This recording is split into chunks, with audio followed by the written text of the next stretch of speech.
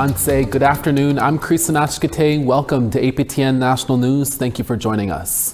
The Carney government's controversial Bill C-5 legislation entered a second reading in the Senate on Wednesday afternoon. One part of the bill aims to fast-track economic projects deemed to be in the national interest by running the approval process through one office and reducing the timeline to do this from 5 to 2 years. But Indigenous groups complain the bill was drafted without proper consultation and has moved through Parliament too quickly.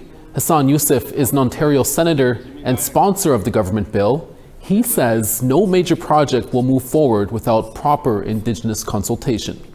Major project in the national interest will only proceed after Indigenous voice are heard in true partnership. The rights of Indigenous people are not a footnote, but a foundation. Section 35 rights are enshrined in our Constitution, and the government has committed to stand firmly behind them. An activist from the Bolsalo First Nation in Ontario is calling on provincial MPP Jill Dunlop and her federal counterpart, Conservative MP Adam Chambers, to honor and respect Indigenous rights and sovereignty or resign. It comes as both Ontario and the feds are about to pass legislation for more natural resource development, a direct response to U.S. President Donald Trump's tariff threats against Canada. Johnny Hawk says he was recently arrested and charged by the OPP for causing a disturbance at an event in Midland. Hawk says he was peacefully protesting against Ontario's Bill 5 and MPP Dunlop's decision to support it at the event. Hawk says the bill will give industry permission to contaminate more First Nation land and cause more environmental harms against First Nations people. Hawk has since created 2 petitions calling for Dunlop and Chambers' removal if the bills pass and Indigenous sovereignty is not respected. Hawk says he is also frustrated with the politicians for sharing what he calls a photo op on National Indigenous Peoples Day with Rama First Nation Chief Ted Williams and Council, when the bills Dunlop and Chambers have said yes to threaten Indigenous rights and sovereignty. Our so-called First Nation leaders are not speaking hard enough, so we need to kind of question the whole legitimacy of Canada itself and the provinces that have a legal title in our territories at first. Our leaderships are not speaking hard enough because we need to give them a history lesson. So within this petition, I'm bringing forth the whole history of so-called Canada with their acts and how they breached some of these statutes. A number of chiefs in Saskatchewan, along with the Federation of Sovereign Indigenous Nations, is speaking out this week and calling for more transparency over the RCMP's decision to remove RCMP Assistant Commissioner Rhonda Blackmore from F Division RCMP in Saskatchewan. Blackmore was removed from her job on June 3rd after a number of anonymous complaints were made against her. The FSIN says Blackmore's removal raises deep concerns, and a number of the chiefs say they stand in support of Blackmore, adding that she has demonstrated exceptional leadership and played a key role in the RCMP's response to the tragic events on James Smith Cree Nation in 2022. The FSIN also says Blackmore spearheaded an aggressive provincial Indigenous recruitment strategy that addressed systemic barriers to ensuring the RCMP reflects the communities it serves. The FSIN says the RCMP's decision undermines public confidence, and they also allege internal corruption within the highest levels of the RCMP. In a statement, PAGC Grand Chief Brian Hardlott said Rhonda showed strong leadership during a time of crisis for James Smith. She, along with her team, worked hard to develop trust through her compassion and understanding of the importance of that tragedy. In a statement, BATC spokesperson Neil Sasakamu said, Blackmore was removed from her post with no consultation with our nations. It seems like whenever we have a positive relationship with an RCMP officer, they are moved. In this case, the circumstances appear questionable. The chief's key demands include an immediate reinstatement of Blackmore until a full, transparent and external investigation can be conducted. They want an immediate creation of independent oversight for disciplinary action within the RCMP with a clear criteria for handling anonymous complaints that is used correctly and not for personal gain, and a formal commitment to protecting officers who strive for positive change and justice. We reached out to the RCMP earlier this morning for comment, but did not hear back. The Weekly News elected Métis Nation Saskatchewan leadership was sworn into their positions. However, some duly elected officials did not get the chance to attend the ceremony. APTN video journalist Rachel May was at the ceremony and has the details. We now have to begin to be able to engage with each other. Métis Nation Saskatchewan President Glenn McCallum began his third term after re-election in May. At his swearing-in on Tuesday, he highlighted his priorities of land rights, the Métis Treaty, and partnering with the University of Saskatchewan on research led by Métis scholars. McCallum says the next 4 years will be busy for the nation. So for me, we just continue doing things that we're doing right now.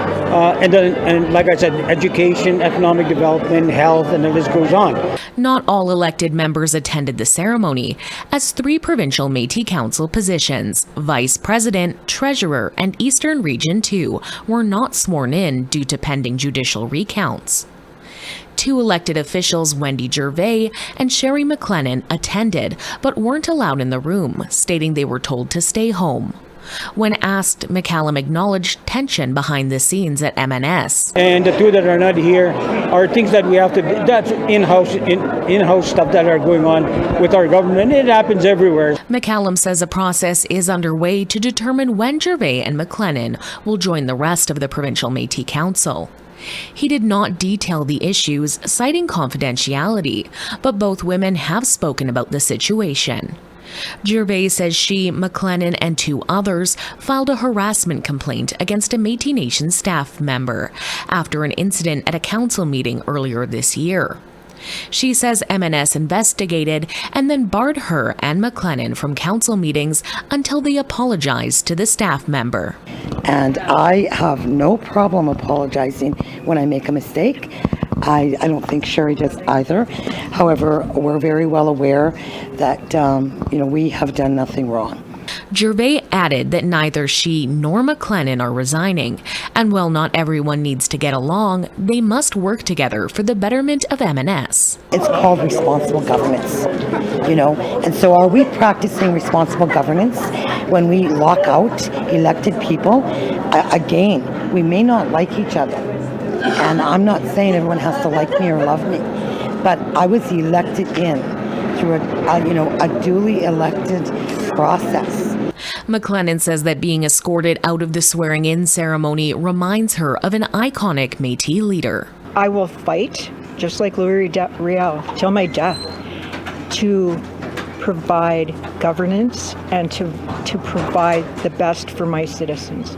She added that the stress from the recent election led to hospitalization, and the uncertainty about her role nearly cost her her life. But she remains dedicated to making MNS prosper. Here, because we're fighting for Louis. This happened to him too.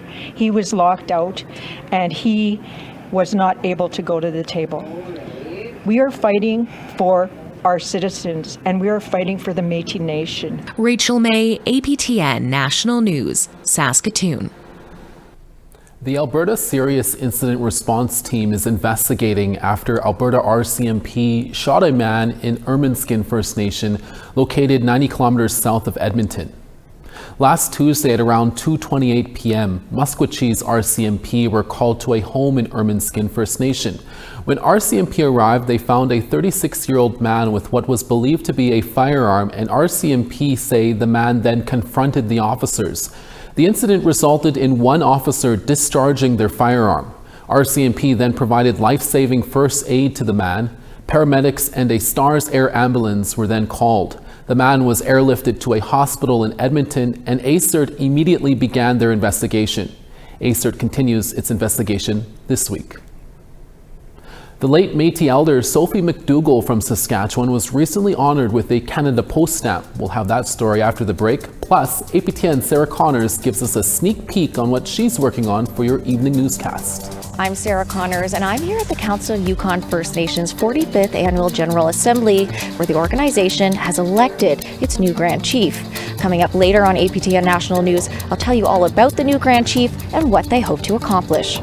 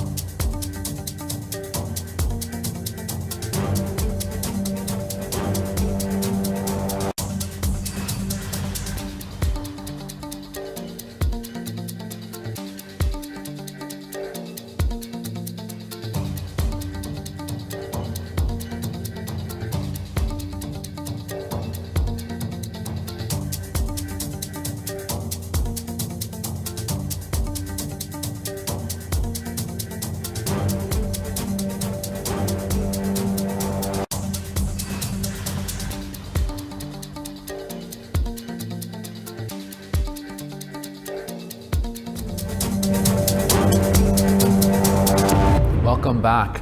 Naguset is well known in Montreal for her contributions to Indigenous people experiencing homelessness and in particular Indigenous women. Due to her work, she was nominated for the King Charles III Coronation Medal. However, she is choosing to decline the award. As APTN Savannah Craig reports, Naguset explains why she can't accept it. King Charles is the oppressor. So how do you take an award from an oppressor? I don't know how to, so I would prefer not to. Naguset has been the executive director of the Native Women's Shelter of Montreal for more than 20 years. She's also the founder of Resilience Montreal, a center to support homeless people near Cabot Square in downtown Montreal. Due to her contributions to the Indigenous community, she has been nominated for the King Charles III Coronation Medal.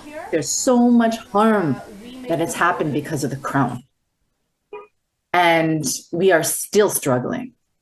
And it makes no sense to receive an award. Naguset says this award also contradicts the Permanent People's Tribunal she's hosting next year. It will investigate human rights violations related to missing children and unmarked graves at residential schools. seeking accountability from both the Canadian government and the Crown's roles in the residential school system. The PPT is going to happen in May of 2026. So it would feel very strange to serve him with an indictment and then take an award. No, I can't do it. I can't. Naguset says she was nominated by Senator Michelle Odette. It was for me also a way to remind the king that no matter what happened, we are still standing. We are still taking those space, and we are strong. The senator told APTN News she respects Naguset's decision to decline the medal. And my colleagues got the award, and I was like, well, when you go, can you ask them for our land back? Because that's what we want. What I would prefer is to, have more action from the Crown to mend all the harms they've done. Savannah Craig, APTN National News, Montreal. The legacy of a Michif language keeper is being remembered through a new Canadian post stamp. Born in St. Louis, Saskatchewan, the late Sophie McDougall spent a lifetime sharing the Métis language and culture with generations of learners in the province. CTV's Jasmine Pelchce tells us more about the stamp itself and the woman it represents. A Métis elder and Michif language keeper from Saskatchewan is being commemorated with a Canada Post stamp. She kept us all together. She taught us so many things. It's hard to believe that she's being honored today, but she's well deserved of it. She worked hard all her life. Sophie McDougall, who passed away in 2023, was a teacher from St. Louis, dedicating her life to sharing her knowledge of cultures and language with others. I work alongside with my mom translating books and stuff, so I know how to speak it. I understand it, but I don't speak it as well as she did. McDougall was an elder with the Prince Albert Métis Women's Association for 20 years and translated books and written materials into Michif while engaging in other projects to preserve the language, which is endangered. Working with Sophie was such an honor. She took immense pride in these books, which were beautifully illustrated by local youth, and she was proud to share them with young people throughout Prince Albert and beyond. The stamp was issued June 20th, along with 2 other stamps honoring Indigenous leaders. These honorees are widely loved, respected, and admired in their communities across the country. The Métis National Council selected Sophie for the latest stamp, and Canada Post is honored to tell her story. We all agree she was a woman of strength, she was a woman of wisdom, and she was a woman to be remembered. Her legacy lives on through her family, and her contributions to our language preservation will continue to inspire future generations. For Indigenous Circle, I'm Jasmine Pelchce. We now want to tell you about this week's second web poll question. Over on our website, we ask, how concerned are you about microplastics in the environment? Your answers are a lot, somewhat, or not at all. Go to our website at aptnnews.ca/polls to have your say. Coming up next, we'll take you to a recent fashion show in Muscapine First Nation in Saskatchewan that was all for the youth. Stay with us.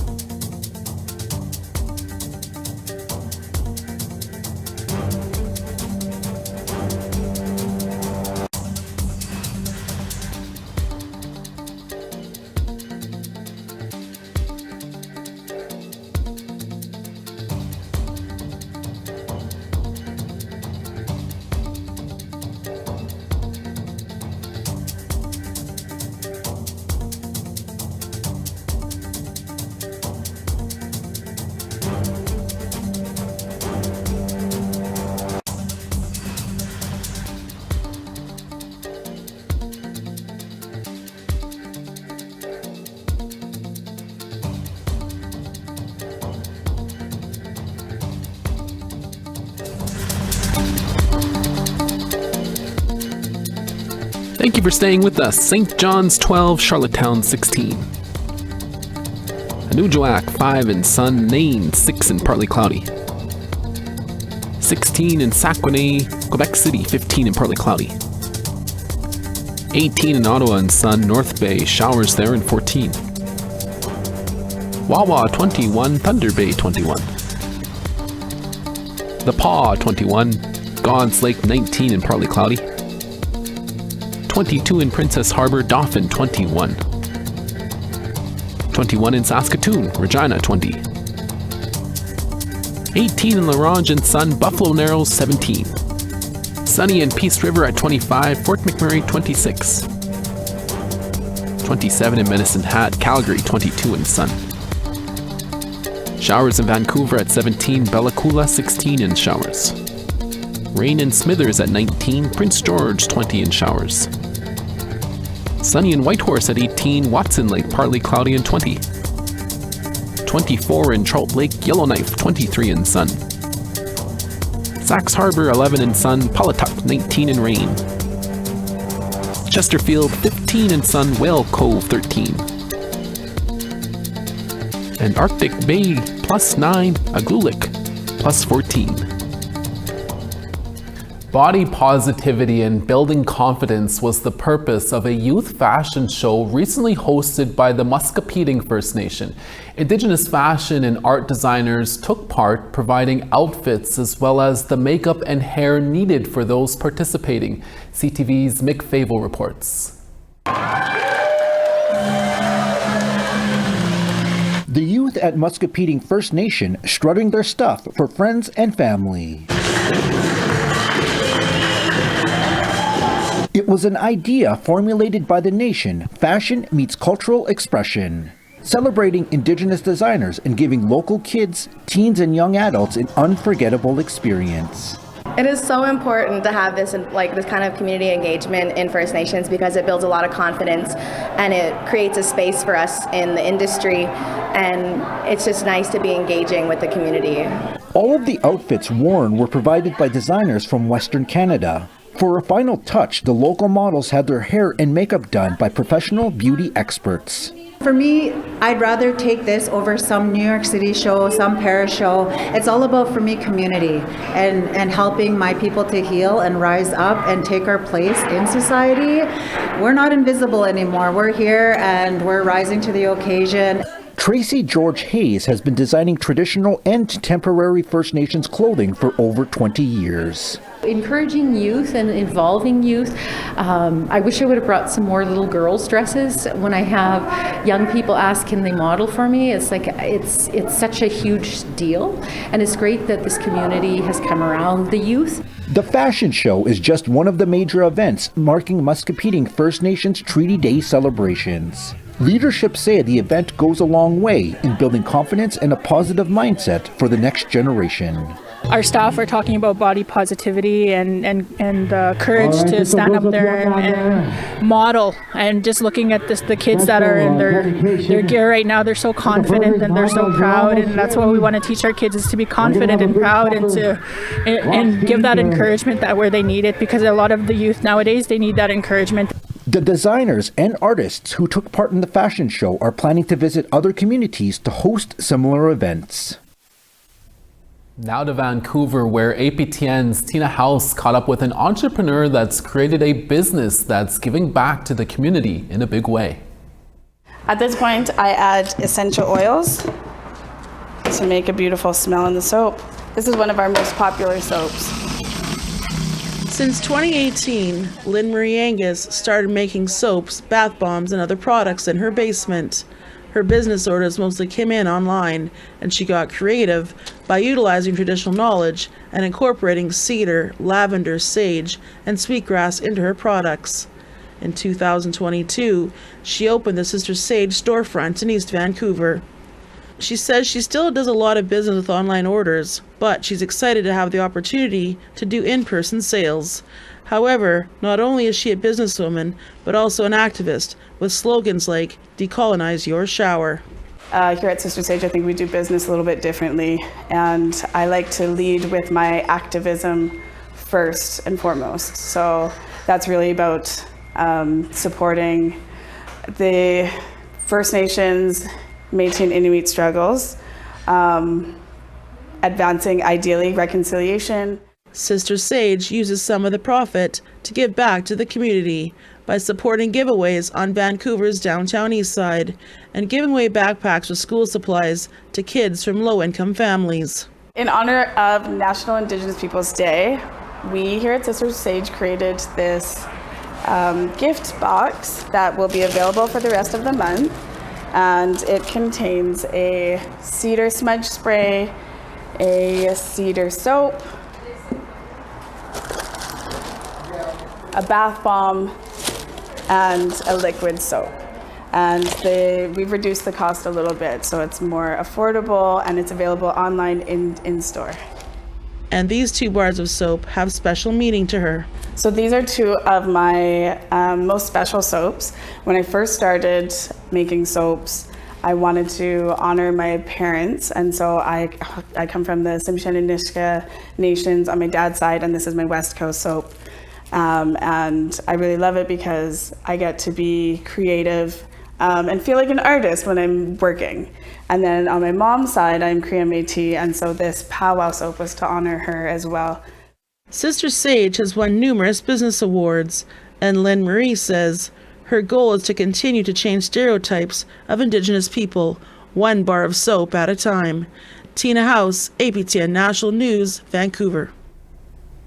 And on this week's new podcast episode of APTN in Focus, our guest host, online producer, Mark Blackburn speaks with APTN Investigates Angela Bello and Tom Fenario about the season finale, Sacrifice Zones, and where our Journalist of Human Rights fellow got the idea for the episode. Take a listen.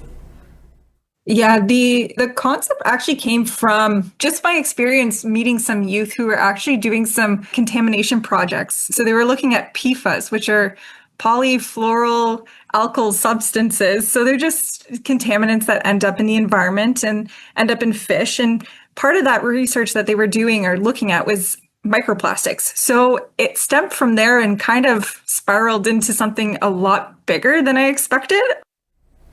And the latest episode of APTN in Focus and all of your other APTN news podcasts are available wherever you listen to your podcasts.